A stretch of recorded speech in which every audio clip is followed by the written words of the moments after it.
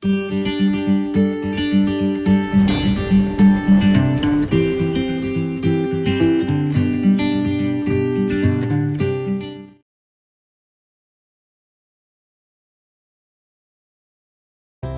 Friends, मैं doctor Kajal Mangukiya, gynaecologist, obstetrician and IVF specialist from Orchid hospital and IVF centre, Surat. नमस्कार, आपका स्वागत है ऑर्किड पेशेंट्स अवेयरनेस सीरीज़ में। और जैसे आप सबको पता है कि अक्टूबर मंथ जो है that is celebrated as a breast cancer awareness month. So आज इस टॉपिक में, इस वीडियो में मैं बताने वाली हूँ कि ब्रेस्ट कैंसर क्या होता है, ब्रेस्ट कैंसर का इंसिडेंस, जैसे भारत देश में उसका इंसिडेंस कितना है, उसके क्या क्या सिम्टम्स होते हैं, उसके क्या क्या रिस्क फैक्टर्स होते हैं और उसके क्या क्या स्टेजेस हैं। सो आइए बात करते हैं कि ब्रेस्ट कैंसर जो है, जब तक अपने इंडिया में, भारत देश में सर्वाइकल कैंसर के अगेंस्ट वैक्सीनेशन नहीं आया था और काफ़ी महिलाओं ने जब तक वैक्सीनेशन नहीं लिया था तब तक number 1 cancer amongst Indian womens was cervical cancer. लेकिन फ्रेंड्स, मैं बताना चाहती हूँ कि अभी सर्वाइकल कैंसर के लिए अवेयरनेस काफ़ी बढ़ चुकी है। जैसे आप सबको पता है कि कोरोना एक वायरस से होता है, उसके लिए वैक्सीनेशन आ गया है, काफ़ी लोगों ने उसके लिए वैक्सीनेशन ले लिया है। अगर किसी ने नहीं लिया है तो बेझिझक जल्द ही उसका वैक्सीनेशन आप करवा लें। सेम साइमल्टेनियसली सर्वाइकल कैंसर जो है वह एक वायरस से होता है जिसे ह्यूमन पैपिलोमा वायरस कहते हैं, तो उसके अगेंस्ट भी वैक्सीनेशन आया है।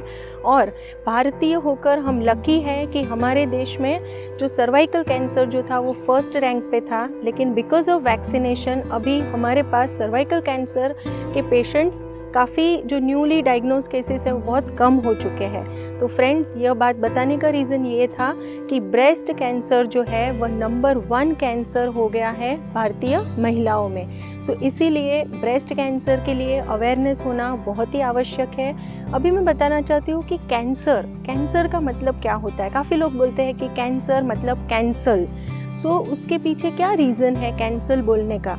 जैसे आप सबको पता है कि जो नॉर्मल ह्यूमन बीइंग है उसे पता है कि आप हॉस्पिटल में जाते हो तो कैसे बात करना है, कैसे बैठना है, एटिकेट्स पता होते हैं। लेकिन जो पर्सन साइकोलॉजिकली इल है या तो कोई पागल इंसान है, उसे नहीं पता है कि वो कौन सी जगह पे बैठा है, कैसे उसे बिहेव करना है। तो जो कैंसर के जो सेल्स है उनको पता नहीं है कि उनको कैसे बिहेव करना है। सो कैंसरस सेल्स जो रहते हैं वह एकदम हेवाए बिहेव करते हैं, यानी कि उनको पता नहीं है कि वो साइज मल्टीप्लिकेशन कैसे होना है। सो नॉर्मली जो चेंजेस होते हैं, that is a normal cell gets converted into the cancerous cell, और कैंसरस सेल्स होने के बाद उसके जो बिहेवियरल चेंजेस होते हैं उसकी वजह से हमें सिम्टम्स दिखाई देते हैं। सो अभी मैं बताना चाहती हूँ कि उसका इंसिडेंस कितना है। तो भारतीय महिलाओं में ऑलमोस्ट 25.8 पर 100,000 वुमेन्स का इंसिडेंस ब्रेस्ट कैंसर का है और 50% death rate because of breast cancer हो रही है। सो इसीलिए मैंने चुना कि ब्रेस्ट कैंसर की अवेयरनेस करना बहुत ही आवश्यक है। अभी मैं बताना चाहती हूँ कि उसके सिम्टम्स क्या क्या होते हैं। जैसे मैंने अभी बताया कि कैंसरस सेल्स कैसे बिहेव करते हैं, हेवाए बिहेव करते हैं। सो प्राइमरीली जो सिम्टम रहता है कि there is a lump in the breast. अभी यह जो लंप है उसकी साइज़ वेरी कर सकती है, स्मॉल साइज़ हो सकता है, लार्ज साइज़ लंप हो सकता है। दूसरा जो सिम्टम है कि निप्पल में चेंजेस आना शुरू हो जाते हैं, निप्पल में से डिस्चार्ज आना शुरू हो जाता है। Most common is blood stained discharge nipple में से आता है, या तो निप्पल जो है वो रिट्रैक्टेड हो जाता है, इन्वर्टेड हो जाता है, यह भी एक चेंजेस आते हैं। ब्रेस्ट की जो स्किन है उसके ऊपर चेंजेस आ जाते हैं कि रेडनेस आ जाती है, ग्रीन कलर का स्किन हो जाता है। सो यह मल्टीपल चेंजेस आ सकते हैं। और दूसरे जो सिम्टम्स है कि ब्रेस्ट की जो साइज़ है उसमें भी डिफरेंस आना शुरू हो जाता है। और आर्म पिट्स यानी कि अंडर आर्म्स का जो पोर्शन है वहाँ पे भी कभी कभी महिलाओं को वहाँ से भी ये जो कैंसर की जो गांठ होती है उसकी शुरुआत हो सकती है। और बहुत ही इम्पॉर्टेंट बात यहाँ पे मैं बताना चाहती हूँ कि ऑलमोस्ट 10 वुमेन्स, फॉर एग्ज़ाम्पल 10 महिलाओं को ब्रेस्ट में लंप है तो उसमें से 8 महिलाओं को जो लंप है वह बिनाइन होगा। बिनाइन यानी कि कैंसरस नहीं होता है। ओनली 2% वुमेन में वह कैंसरस हो सकता है। लेकिन आपको कैसे पता चलेगा कि यह कैंसरस है या बिनाइन है, यानी कि ये अच्छी गांठ है या ये खराब गांठ है। खराब गांठ यानी कैंसरस गांठ, और अच्छी गांठ यानी कि जो बिनाइन कहते हैं, जिसमें ज़्यादा फैलने की क्षमता नहीं होती है। सो फ्रेंड्स, आप ध्यान से सुने कि व्हाट इज़ द डिफरेंस। सो खराब गांठ और अच्छी गांठ के बीच में क्या डिफरेंस होता है? लंप तो लंप ही होता है, लेकिन अगर यह जो गांठ है वह पेनफुल है, दर्द हो रहा है वह गांठ में, तो ऑलमोस्ट 90% चांसेस है कि यह गांठ कैंसर की गांठ नहीं है। नॉर्मली क्या होता है, बीइंग अ गायनेकोलॉजिस्ट, काफ़ी बार पेशेंट आते हैं कि मैम पीरियड्स शुरू होने के पहले ब्रेस्ट में हैवीनेस लगता है या तो गांठ है और दर्द हो रहा है। सो यह जो प्रॉब्लम है, जो majority of the time it is because of the hormonal imbalance, और यह कैंसर की गांठ नहीं होती है। लेकिन यदि आपको ब्रेस्ट में कोई गांठ है लेकिन उसमें कोई पेन नहीं हो रहा है, दर्द नहीं हो रहा है, तो आपको सतर्क होने की ज़रूरत है, और जितना हो सके उतना जल्दी आपके जो भी फैमिली डॉक्टर हैं, आपके गायनेकोलॉजिस्ट हैं, उनको आपको संपर्क करना है और फर्दर वर्कअप करवाना ज़रूरी रहता है। सो याद रखिए कि जो भी गांठ है ब्रेस्ट में जो दर्द के बिना है, वह गांठ के लिए आपके लिए रेड अलर्ट है कि यह गांठ कैंसर की गांठ होने की संभावना बहुत ज़्यादा होती है।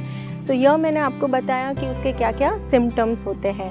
आगे मैं बात करती हूँ कि ब्रेस्ट कैंसर होने के लिए क्या क्या रिस्क फैक्टर्स होते हैं। सो मोस्ट कॉमन जो रिस्क फैक्टर है कि ब्रेस्ट कैंसर जो है वह हेरिडिटरी हो सकता है। जैसे हम बात करते हैं कि BRCA1 एंड BRCA2 जो जीन्स है, जीन म्यूटेशन है, उसकी वजह से भी यह फैमिली में वारसागत हो सकता है। यानी कि आपकी बहन है, आपके मम्मी है, आपकी आंटी है, मौसी है, अगर उनको ब्रेस्ट कैंसर की हिस्ट्री है तो आपको ब्रेस्ट कैंसर होने की संभावना बढ़ जाती है। दूसरा जो रिस्क फैक्टर है कि अगर किसी महिला का जो पीरियड्स शुरू होने का समय है वो जल्दी है, यानी कि 9 साल, 10 साल, 12 साल में पीरियड्स शुरू हुआ है और पीरियड जाने का जो समय है वह लेट हुआ है। यानी हम एक एग्जांपल लेते हैं कि एक महिला है जिसका 10 साल में पीरियड शुरू हुआ है और 55 तक भी उसका पीरियड चल रहा है, तो यह जो महिला है जिनका लेट अर्ली मेनार्की है और लेट मेनोपॉज है, इन महिलाओं में ब्रेस्ट कैंसर का रेट बहुत ज़्यादा होता है। सो दूसरे जो रिस्क फैक्टर्स हैं ब्रेस्ट कैंसर के लिए कि यदि कोई महिला है जिनका वज़न बहुत ज़्यादा है, जिनका BMI मोर देन 25 है, BMI मोर देन 30 है, आज तक उन्होंने कंसीव नहीं किया है, या तो एक भी बार प्रेगनेंसी नहीं रुका है, या तो प्रेगनेंसी रुका है लेकिन लेट उम्र में, यानी कि 30 साल के उम्र के बाद अगर कंसीव किया है, या तो कोई महिला है जिनका मेनोपॉज का पीरियड चल रहा है। और काफ़ी बार हम देखते हैं कि जिन महिलाओं को अर्ली मेनोपॉज आ जाता है उनको हार्मोनल रिप्लेसमेंट थेरेपी पे रखना पड़ता है। सो अगर लॉन्ग टर्म बहुत ज़्यादा समय तक आप हार्मोनल रिप्लेसमेंट थेरेपी ले रहे हो, या तो रेडिएशन एक्सपोजर, कीमोथेरेपी है, रेडियोथेरेपी है, इवन अल्कोहल, तो यह सब रीजंस होते हैं या तो रिस्क फैक्टर्स है ब्रेस्ट कैंसर डेवलप होने के लिए। आगे मैं बताना चाहती हूँ कि उसके स्टेजेस क्या क्या होते हैं। नॉर्मली कोई भी कैंसर होता है उसके 4 स्टेजेस होते हैं, वैसे ही ब्रेस्ट कैंसर के भी 4 स्टेजेस है। स्टेज 1 जो है जिसमें लंप का जो साइज़ होता है that is less than 2 centimetre. Stage 2 में ऑलमोस्ट 2 to 5 सेंटीमीटर का लंप होता है। स्टेज 3 जो है उसमें एक ब्रेस्ट में है, वो बाजू के ब्रेस्ट में हो सकता है, या तो अंडर आर्म्स में उसका जो स्प्रेड है वो स्टेज 3 है। और स्टेज 4 है, यानी कि वह लिवर, लंग्स, ब्रेन और बोन्स में अगर स्प्रेड हो जाता है तो उसे स्टेज 4 कहा जाता है। नॉर्मली जो प्रोग्नोसिस है स्टेज 1, 2 एंड 3 का प्रोग्नोसिस बहुत ही अच्छा रहता है। अगर आप अर्ली उसका निदान होता है तो अच्छे से उसकी ट्रीटमेंट हो जाती है, और उसका जो 5 ईयर सर्वाइवल हम कहते हैं, प्रोग्नोसिस जो कहते हैं, वो ब्रेस्ट कैंसर का काफ़ी अच्छा है। लेकिन इसके लिए एक ही है कि early diagnosis and early treatment होना चाहिए। और स्टेज 4 के जो पेशेंट्स रहते हैं उनके लिए जो 5 ईयर सर्वाइवल है वो बहुत ही डिफ़िकल्ट होता है। इसीलिए फ्रेंड्स मैं बताना चाहती हूँ कि यदि आपको, या तो आपके कोई फ्रेंड्स हैं या तो आपके जो भी नियर डियर है, उनको आप बता सकते हो कि अगर आपको ब्रेस्ट में कोई भी गांठ फील होती है और अगर वह दुखावे के बिना है, दर्द के बिना है, तो आपको अलर्ट होना है, सतर्क होना है और थोड़ा भी टाइम नहीं गंवाना है और आपके नज़दीकी जो भी डॉक्टर है, फैमिली डॉक्टर है, आपके गायनेकोलॉजिस्ट है, उनसे आप संपर्क कर सकते हो और जल्दी उसका निदान करवा सकते हो। अगले मेरे जो वीडियो रहेंगे उसमें मैं बताने वाली हूँ कि सेल्फ ब्रेस्ट एग्जामिनेशन कैसे किया जाता है, जो बहुत ही इम्पॉर्टेंट रहता है अगर हमें ब्रेस्ट कैंसर प्रिवेंट करना है या तो उसका डायग्नोसिस जल्दी करना है। तो सेल्फ ब्रेस्ट एग्जामिनेशन के बारे में बताने वाली हूँ, इसका ब्रेस्ट कैंसर का डायग्नोसिस कैसे होता है और उसका ट्रीटमेंट कैसे किया जाता है, यह सब हम देखेंगे नेक्स्ट वीडियो में डिटेल में। So thank you friends for watching this video. अगर आपको इस टॉपिक के रिलेटेड कोई भी क्वेरीज है तो ज़रूर से आप कमेंट बॉक्स में लिखें और आपके जो भी नियर डियर्स हैं उनको इस वीडियो को मैक्सिमम शेयर कीजिए। Thank you.